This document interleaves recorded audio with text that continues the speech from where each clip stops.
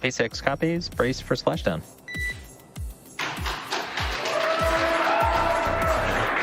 And I don't know if you can hear the applause on splashdown.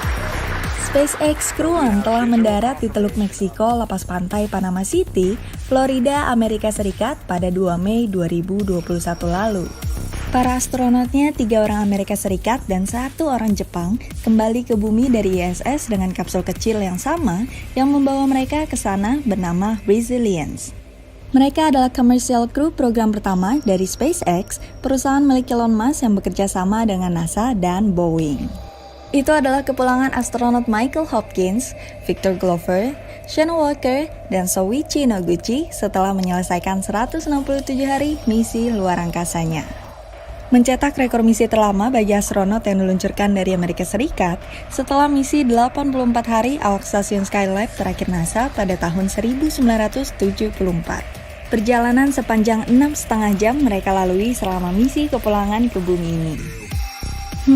Bagaimana ya cara para astronot itu kembali ke bumi?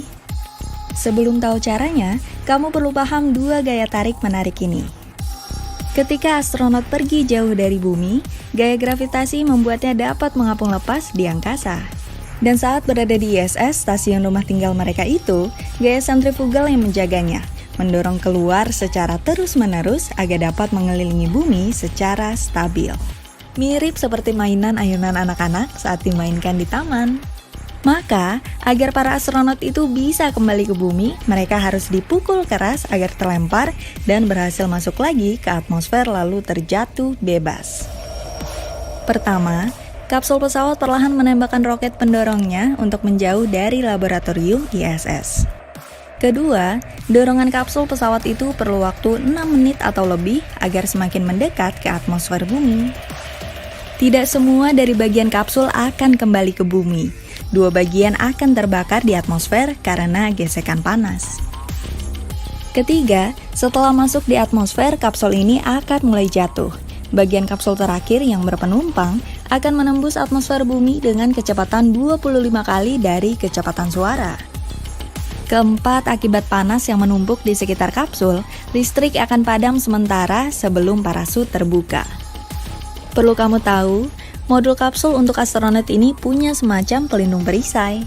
Sebab, panas yang dihasilkan saat jatuh ke atmosfer bumi itu sekitar 1900 derajat Celcius atau setara dengan 3 kali panas dari lava gunung berapi.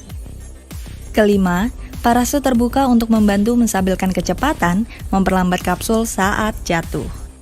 Itu kenapa pada Minggu 2 Mei 2021 sekitar pukul 2:57 dini hari, 4 parasut besar berhasil mendarat tepat di Teluk Meksiko.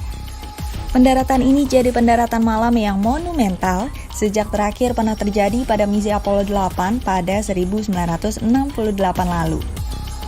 1 jam setelah jatuh ke perairan, kapsul diangkat ke atas kapal pemulihan.